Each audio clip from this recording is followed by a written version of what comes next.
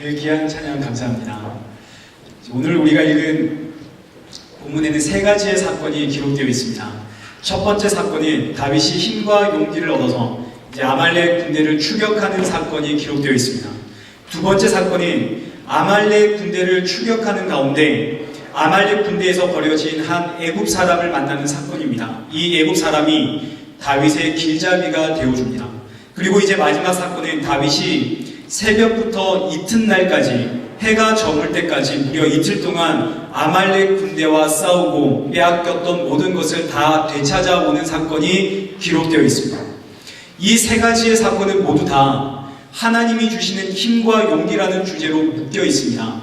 이 땅에 사는 모든 사람들은 하나님께서 주시는 힘으로 이 세상을 살아갑니다. 욥기 34장 14절 15절 말씀을 보시면 그가 만일 뜻을 정하시고 그의 영과 목숨을 거두실진데 모든 육체가 다 함께 죽으며 사람은 흙으로 돌아가리라. 하나님을 힘입지 않고는 그 누구도 살아갈 수 없다, 이런 뜻입니다. 태양 없이 공기 없이 누가 살아갈 수 있겠습니까? 세상 사람들이 이 사실을 모른다고 해도, 이 사실을 인정하지 않는다고 해도 모든 사람은 다 누구나 하나님이 주시는 힘으로 이 세상을 살아갑니다. 모든 사람이 다 하나님이 주시는 힘으로 이 세상을 살아가지만 성도는 세상이 알지 못하는 보다 특별한 힘과 용기를 하나님으로부터 공급받습니다. 이 힘과 용기가 오늘 본문에 두 가지로 소개되고 있습니다.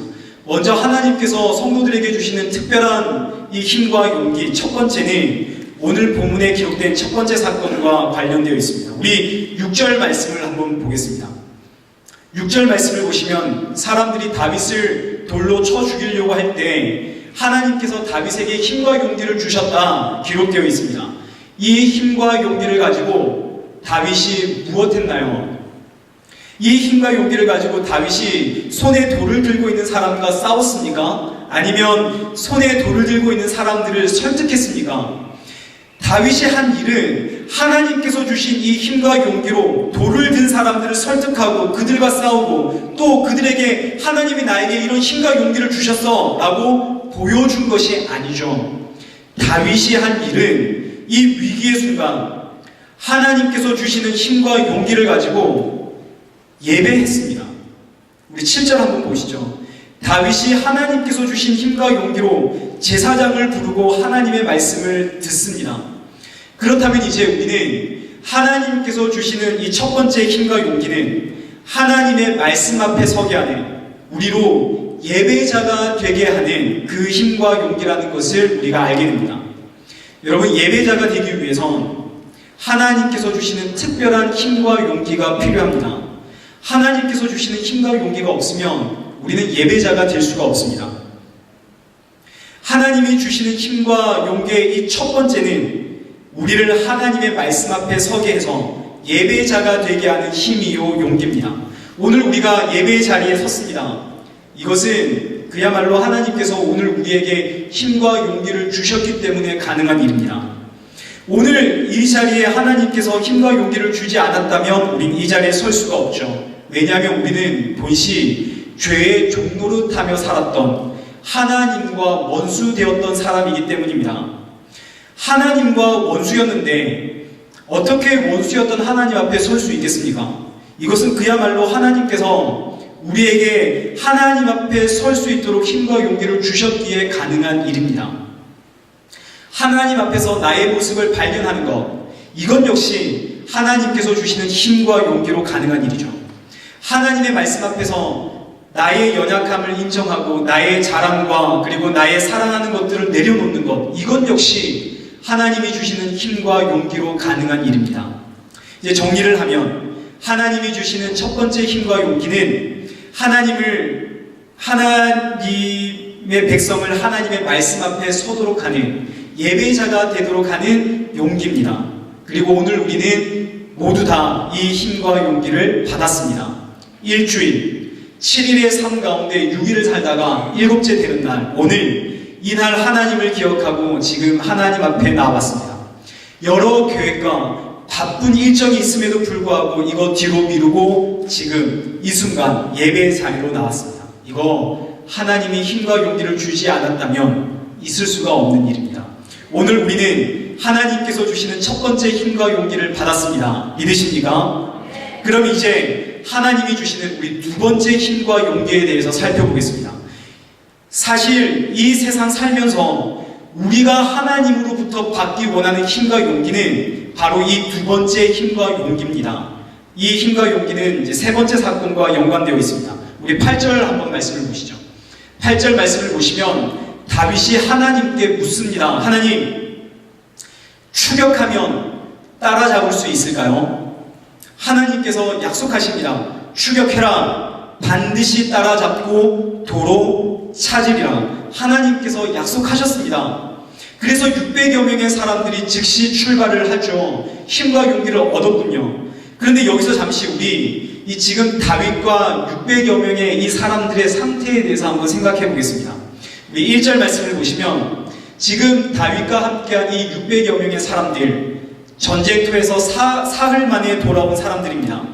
전쟁터에서 집으로 돌아오는 길이 사흘이면 가는 길도 사흘입니다. 전쟁터에 갔다가 그날 새벽에 다시 돌아왔으니 꼬박 7일이 걸린 길입니다. 이 길이 오늘날처럼 좋은 길은 아니죠. 좋은 교통이 있었고 좋은 숙박시설이 있었던 게 아닙니다. 길에서 노숙하면서 버텨왔던 7일입니다. 그리고 나서 4절 말씀을 보시죠. 지친 몸을 이끌고 집으로 돌아왔을 때 따뜻하게 맞아줄 가족들은 다 사로잡혀갔습니다. 집은 모두 불타버렸습니다. 그래서 울 기력이 없도록 울었습니다. 그런데 이들이 즉시 출발하는군요. 그리고 나서 9절과 10절 말씀을 보시면 부솔 시내에 이르러서는 더 이상 움직일 수 없는 힘이 다 빠진 200명의 나고자가 생기고 말았습니다. 남은 400명은 어디 힘이 넘치고 팔팔했겠습니까? 상대적으로 조금 더 체력이 있었겠죠. 그렇지만 이들 역시 지친 사람들입니다. 피곤한 사람들이죠. 그런데 17절 말씀을 보시면 이렇게 지친 사람들이 적들을 만나자 이들에게 어떤 힘이 솟아났는지 새벽부터 그 이튿날 날이 저물 때까지 적들과 싸웠답니다. 새벽부터 그 다음날 새벽까지 그리고 그 해가 떨어질 때까지 쉬지 않고 싸웠답니다. 이틀을 싸웠습니다. 대체 이 힘과 용기는 어디서 생긴 힘과 용기입니까? 이 힘과 용기도 당연히 하나님으로부터 온 힘과 용기입니다. 그리고 이 힘과 용기는 우리로 하여금 예배자가 되도록 만드는 힘과 용기가 아니라 그야말로 이 세상에서 이 세상과 싸우는 전투적인 힘과 용기임을 우리가 발견하게 됩니다. 사실 오늘 우리가 하나님께 받고 싶은 하나님께 받기를 기대하는 이 힘과 용기가 이런 힘과 용기 아닙니까? 세상과 타협하지 않고 세상에서 당당하게 나는 크리스찬이다라고 외칠 수 있는 이 힘과 용기, 세상과 당당하게 싸울 수 있는, 맞설 수 있는 이 힘과 용기, 우리 이 힘과 용기를 받기를 원합니다. 그런데 이 힘과 용기, 이거 어떻게 받을 수 있는 건가요? 우리 OX로 한번 대답해 보도록 하겠습니다. 마음으로 대답하셔야 됩니다. 주님이 주시는 이 힘과 용기는 하나님의 말씀에 신뢰하고 순종할 때 생깁니다. 여러분 맞습니까? 이거 O인가요? X인가요? O인 것 같죠? 그런데 또 제가 이런 질문을 했으니까 X인 것 같죠? 우리 지금부터 세상과 싸우는 이 힘과 용기는 하나님의 말씀에 신뢰하고 순종함을 통해서 얻게 되는 건지 아니면 다른 이유로 얻게 되는 것인지에 대해서 한번 찾아보도록 하겠습니다. 다윗이 힘과 용기를 얻어서 아말렉과 싸웠습니다. 이 힘과 용기는 어떻게 생겼을까요? 우리 8절을 다시 한번 보겠습니다. 8절 말씀을 보시면 하나님께서 말씀하십니다. 그를 쫓아가라. 내가 반드시 따라잡고 도로 찾으리라. 다윗이 쫓아가라고 하는 이 하나님의 말씀에 순종하고 있군요. 반드시 따라잡고 도로 찾으리라. 이 하나님의 약속, 이 말씀을 신뢰했습니다. 그 결과 아말렉 군대가 몇 명인지는 모르겠습니다. 그러나 낙타를 탄 소년 400명이 도망갔다 하는 걸 보아서 적어도 다윗과 함께한 400명보다는 훨씬 더 많은 적들이 있었다 하는 것을 우리가 알 수 있습니다. 그러나 다윗은 이 400여 명의 사람들로 많은 적군 앞에서 전혀 두려워하지 않고 싸웠군요. 힘과 용기를 내서 싸웠습니다. 그리고 무려 이틀 동안 쉬지 않고 싸웠네요. 쫓아가라. 반드시 따라잡고 도로 찾으리라. 하나님의 말씀에 신뢰하고 순종했더니 세상과 당당히 맞서 싸울 수 있는 힘과 용기를 얻었습니다. 우리 시편을 한번 보시죠. 시편 84편을 보시면 성전을 사모하는 성전 애창가가 나옵니다. 이제 5절 말씀을 보시면 주께 힘을 얻어 마음에 시온의 대로가 생긴 자는 복이 있다라는 말씀이 나옵니다. 시온의 대로란 성전을 향해 뻗어 있는 길을 의미합니다. 하나님께 힘을 얻어서 성전에 나아가기를 사모하는 마음이 있는 사람, 그는 참으로 복되다. 주님께 힘을 얻어서 예배자가 된 사람은 복되다라는 뜻입니다. 그리고 이제 이어지는 6절과 7절 말씀은 성전을 향한 이 시온의 대로는 넓고 좋은 길이 아니라 눈물의 골짜기다 하는 걸 우리에게 알려줍니다. 눈물이 없으면 갈 수 없는 그곳이 성전을 향한 길, 시온의 대로다 하는 것이죠. 그런데 이 시온의 대로, 눈물의 골짜기를 믿음으로 전진하는 자는 하나님으로부터 힘을 얻되 더 얻는다라고 기록하고 있군요. 오늘 본문의 메시지와 비슷합니다. 하나님께서 힘을 주셔서 예배자가 되었습니다. 예배자의 길은 험한 길입니다. 이건 눈물의 골짜기입니다. 그런데 그럼에도 불구하고 하나님의 말씀을 끝까지 신뢰하고 순종하고 의지했더니 하나님이 힘을 주시고 더 주셨네요. 이사야 선지자가 이런 고백을 합니다. 이사야 40장 31절 오직 여호와를 앙망하는 자는 새 힘을 얻으리니 독수리가 날개치며 올라감 같을 것이요 다른 박질을 하여도 곤비하지 아니하겠고 걸어가도 피곤하지 아니하리로다. 하나님의 말씀 신뢰하고 순종하고 의지했더니 하나님께 새 힘을 받았네요. 그러면 정리해 보겠습니다. 하나님께서 주시는 첫 번째 힘과 용기는 나를 예배자가 되게 하도록 하는 힘과 용기입니다. 그리고 이어지는 두 번째 힘과 용기는 이 세상과 당당히 맞서 싸우게 하는 힘과 용기입니다. 그리고 이 힘과 용기는 하나님의 말씀에 순종할 때 얻게 되군요. 하나님의 말씀에 순종한다는 것은 예배자의 의지와 결단이 필요합니다. 세상과 타협하지 않고 세상과 맞서 싸우는 이 힘과 용기를 얻기 위해선 말씀에 순종하고자 하는 그런 우리의 의지와 결단이 요구된다는 거죠. 요즘 우리 청년들이 굉장히 뜨겁습니다. 굉장히 모이기에 힘쓰려고 하고 있고 또 전도하려고 힘씁니다. 오늘도 굉장히 많은 청년들이 왔네요. 또 찬양팀도 얼마나 활기가 넘치고 신이 나는지 모릅니다. 옆에서 보기만 해도 절로 흥이 나죠. 뜨거운 열정이 있습니다. 순종하고자 하는 지금 그 결단과 의지가 있습니다. 우리 여기 사랑하는 청년 여러분, 이 뜨거움과 그 결단, 의지, 하나님의 말씀에 순종하겠다는 이 뜨거움 가지고 세상을 향해 나가십시오. 세상과 부딪히십시오. 그러면 여러분 알게 될 겁니다.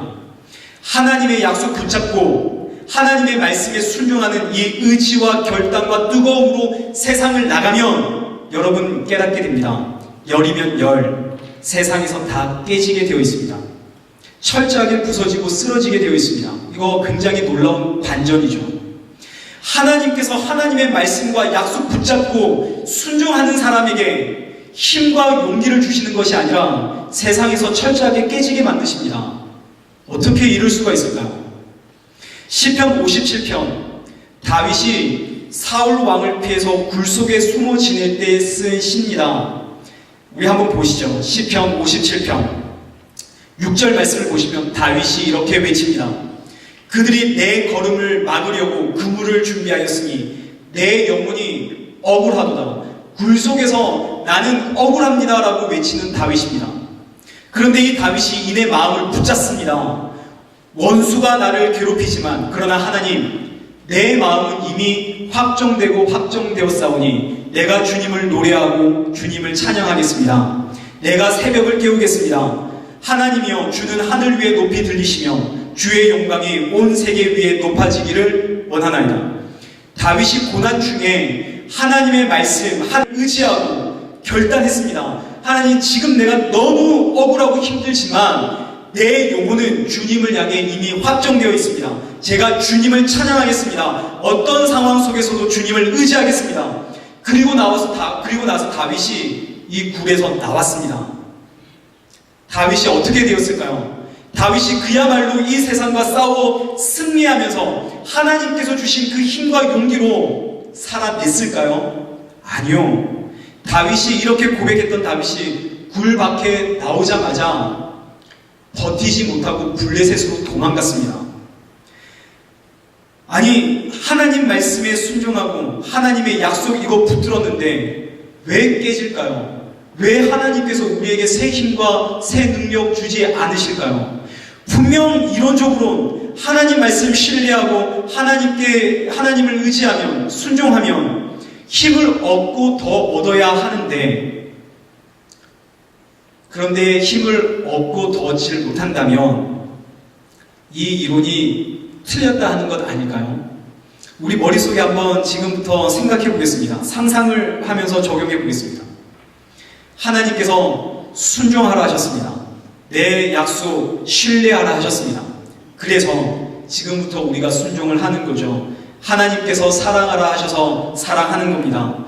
용서하라 하셔서 용서하는 거죠. 이해하라 하셔서 이해합니다. 참으라 하셔서 참습니다. 섬겨라 하셔서 섬깁니다. 자, 여러분, 그 결과 여러분 마음속에 힘과 용기가 생기셨나요? 아니면 지치셨나요? 제가 청년 사역을 할 때입니다. 리더들이 가장 많이 하는 소리가 제가 이제 좀 지쳤습니다 라는 소리입니다.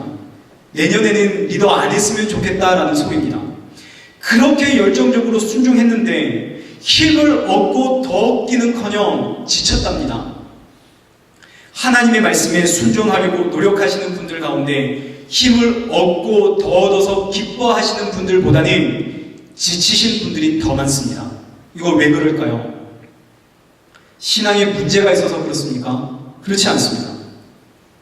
그러면 대체 왜 하나님의 말씀에 순종하는데 새 힘은커녕 지칠까요? 왜일까요? 그 이유는 하나님께서 주시는 힘과 용기는 하나님의 말씀에 순종한다고 얻을 수 있는 것이 아니기 때문입니다. 이제 우리 다시 성경을 보시죠. 8절입니다. 하나님께서 말씀하십니다. 쫓아가라. 너가 반드시 따라잡고 도로 찾으리라. 다윗이 하나님의 약속 이거 붙잡고 순종을 하죠. 떠났습니다. 그럼 하나님께서 다윗에게 힘과 용기 주셔야 하는 것 아닙니까? 그런데 이어지는 9절 10절은 지쳤다는 겁니다. 모두 다 지쳤답니다. 부솔 시내에서 9절에 부솔 시내는 출발지에서 약 24km 정도 떨어진 곳에 위치하고 있습니다. 다윗의 군대가 겨우 24km를 행진한 이후에 지쳤습니다. 무려 200명이나 지쳐서 낙오하고 말았습니다. 그들이 얼마나 그동안 지쳐있는지를 알 수 있습니다. 적들이 얼마나 많이 모여있는지를 알 수 없는 상황에서 600명 중에 무려 200명이 낙오했습니다. 남아있는 400명은 어디 온전한 사람들입니까? 아니죠. 지금 남아있는 이 400명의 사람들도 지친 사람들입니다.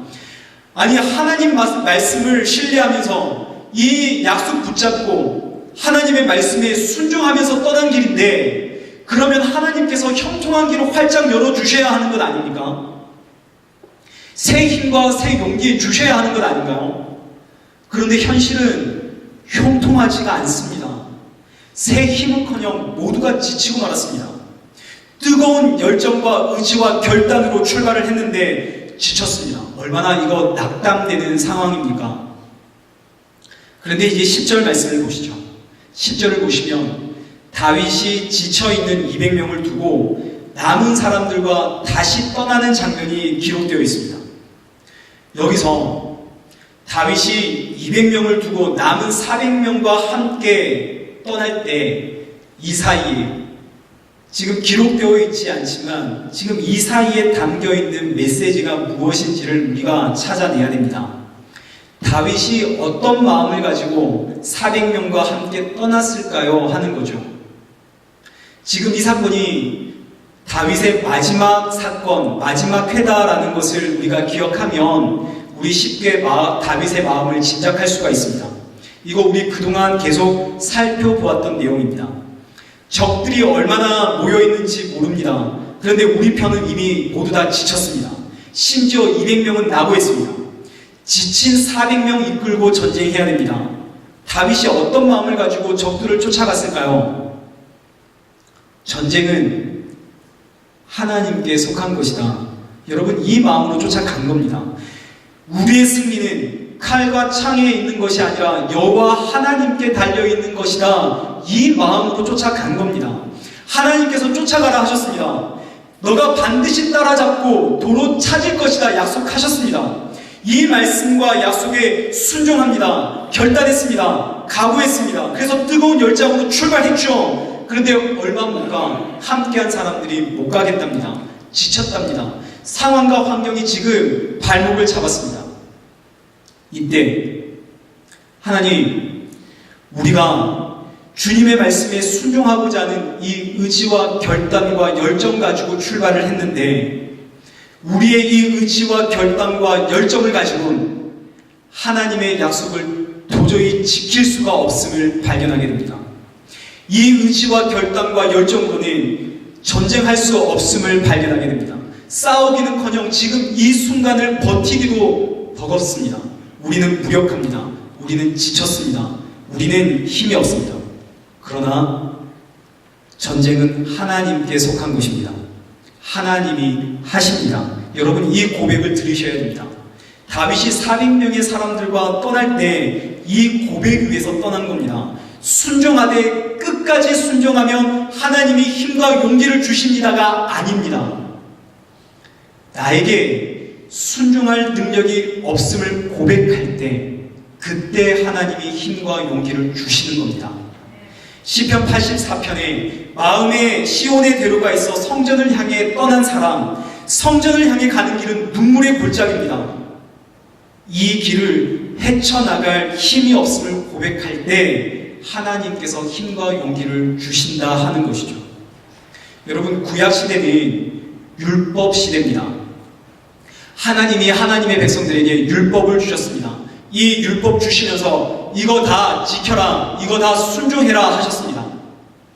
그럼 질문입니다. 하나님께서 이스라엘 백성들에게 율법 주신 이유는 이 율법 다 지키고 순종해라 라고 주신 것일까요? 아니면 하나님, 이 율법을 지킬 힘과 능력이 도대체 저에게 없습니다 라고 고백하라고 주신 것일까요? 그래서 로마서 우리 3장 20절 말씀 보시죠. 율법의 행위로는 그의 앞에 의롭다 하심을 얻을 육체가 없나니 율법으로는 죄를 깨달음이니라. 하나님께서 율법 주신 이유는 이 율법 다 순종해라, 이 율법 다 지키고 순종하면 내가 너에게 힘과 용기를 줄 게가 아니라 하나님께서 율법 주신 이유는 하나님, 저에게 이 율법을 지킬 힘과 능력이 없습니다. 하나님, 제가 이것조차 지킬 수 없는 연약한 사람입니다. 죄인입니다. 그럼 하나님, 저 이제 어떻게 하면 좋습니까? 기도하고 회개하라고 우리에게 율법 주신 겁니다. 그럼 그때 하나님이 힘과 용기를 주시겠다고요. 근데 교회가 계속 거꾸로 순종을 강조하면서 순종해라고, 그러면 하나님이 힘 주신다고 이렇게 계속 거꾸로 가면 되겠습니까? 순종을 강조하게 되면 뭐가 남을까요? 거기엔 예수님의 십자가가 남지 않습니다. 그곳엔 나의 의만 남습니다. 내가 끝까지 순종했다 이거죠. 내가 끝까지 버텨냈다는 겁니다. 여기에 하나님이 주시는 기쁨도 없고 평안도 없습니다. 그냥 내가 끝까지 순종했다는 내 의만 남을 뿐입니다. 기독교가 행위 종교로 전락해버리고 맙니다. 기독교는 은혜의 종교입니다. 행위의 종교가 아닙니다. 성도는 순종을 통해서 하나님께 힘을 얻는 것이 아니라 가슴을 치며 순종할 힘이 없음을 고백할 때 그때 하나님으로부터 힘과 용기를 얻습니다. 그럼 이제 마지막으로 우리 두 번째 사건을 살펴보겠습니다. 두 번째 사건은 지금까지 우리가 살펴보았던 이 모든 내용이 요약되어 있는 사건입니다. 다윗이 400명의 사람들과 함께 아말렉 사람들을 쫓아갈 때 들에서 애굽 사람 한 사람을 만나게 됩니다. 이 사람은 병든 사람이고 버림받은 사람이고 굶주린 사람입니다. 그런데 또 알고 보니 이 사람은 아말렉 사람의 종이었습니다. 다윗과 원수였던 거죠. 이 사람은 병들고 굶주려서 혼자 힘으론 다윗을 찾아갈 수 없는 사람입니다. 물론 힘이 있다 할지라도 다윗을 찾아가지 않았겠죠. 왜냐하면 이 사람은 다윗과 원수니까요. 이 사람은 다윗에게 가면 잡혀서 죽어야 되는 사람입니다. 근데 여러분 보시죠. 이 사람이 다윗을 만나게 됩니다. 그리고 다윗을 통해서 힘을 얻고 회복됩니다. 다윗에게 생명에 대한 약속도 보장을 받습니다.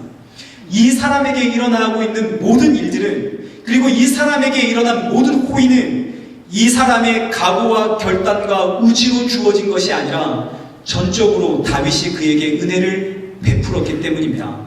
죽어가는 사람, 그리고 죽어야 되는 이 사람에게 다윗이 은혜를 준 거죠. 오늘 우리가 이 애굽 사람과 똑같습니다. 우리는 과거에 죄로 인해 병든 사람이었고 상처받은 사람이었습니다. 하나님과 원수였습니다. 그런데 이런 나를 하나님께서 잡아다가 하나님 앞에 세우셨습니다. 나를 회복시키셨습니다. 나에게 일어난 모든 일들은 나의 의지와 결단과 과거와 전혀 상관없이 그저 주어진 은혜였습니다. 이 은혜에 너무 감사해서 하나님께 순종하고자 결단을 했는데 알고 보니 이 순종조차도 내 힘으로 할 수 있는 것이 아니라 하나님께서 힘을 주셔야 함을 깨닫게 됩니다. 그래서 나의 나됨은 하나님의 은혜다라고 고백할 수밖에 없는 것이 성도의 삶입니다. 어제도 오늘도 내일도 성도는 하나님의 은혜로 살아갑니다. 말씀을 읽겠습니다. 사무엘상 30장, 다윗의 마지막 사건이 기록되어 있는 마지막 회입니다. 이 마지막 장은 그동안 살펴보았던 사무엘상의 모든 메시지가 다 요약되어 있습니다. 압축되어 있습니다. 그리고 이 모든 메시지는 결국 하나님께서 하나님의 백성들에게 원하시는 삶이 무엇인지에 대해서 기록한 겁니다. 하나님은 하나님의 백성들에게 어떤 삶을 원하실까요? 분명 원하시는 삶이 있죠. 하나님은 오늘 저와 여러분에게 어떤 삶을 원하실까요? 하나님께서 이스라엘 백성들에게 원하시는 삶은 뭔가 거창한 삶이 아닙니다. 이스라엘 백성들이 하나님 앞에 찬양하고 예배하고 순종하고 하나님을 의지하고 하나님이 이런 삶을 원하시는 것이 아닙니다. 하나님께서 하나님의 백성들에게 원하는 것은 하나님이 없이 나는 아무것도 아닙니다. 나의 나된 것은 오직 하나님의 은혜입니다. 하나님이 없이는 단 한순간도 살아갈 수가 없습니다. 이런 삶, 이런 고백을 원하신다고요. 이것이 하나님께서 기뻐 받으시는 영적 예배입니다. 하나님께서 오늘도 우리에게 묻습니다. 너는 나 없이 살 수 있느냐? 근데 이 물음에 별로 감동도 없고 딱히 하나님이 없어도 부족함을 못 느끼고 이것이 신앙의 위기죠. 지금 사무엘상에 기록되어 있는 이스라엘 백성들이 이와 같습니다. 나 없이 너는 살 수 있느냐? 이 부름에 이스라엘 백성들 전혀 감동도 되지 않고 하나님이 없어도 전혀 부족함이 없어서 우리는 하나님 없어도 됩니다. 그러고 하나님을 버리고 자신들의 왕을 뽑은 이야기가 사무엘상의 이야기입니다. 나 없이 살 수 있느냐? 하나님 없어도 괜찮습니다. 오늘 우리의 답변은 무엇입니까? 1800년대에 영국의 한 여인이 성경을 읽다가 하나님의 이 말씀 앞에 서게 되었습니다. 너는 나 없이 살 수 있느냐? 그래서 이 여인이 이런 고백을 하게 됩니다. 주 없이 살 수 없네. 죄인의 구주여, 그 귀한 보배 피로 날 구속하소서.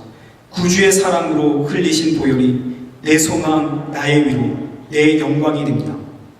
주 없인 살 수 없네. 나 혼자는 못서리. 힘없고 부족하며 지혜도 없다. 내 주는 나의 생명 또 나의 힘이라. 주님을 의지하여 지혜를 얻으리. 주 없이는 살 수 없습니다. 주님은 아십니다. 내 영의 깊은 간구, 내 마음의 소원. 주밖에 나의 마음 알아주는 분이 없습니다. 주 없이는 살 수 없습니다. 세월이 흐릅니다. 이 깊은 고독 속에 내 생명이 끝나도 주님이 나와 함께 하십니다. 주님이 아십니다. 이 고백이 오늘 저와 여러분의 고백이 되기를 축복합니다. 우리 함께 찬양하겠습니다. 찬송가 292장입니다.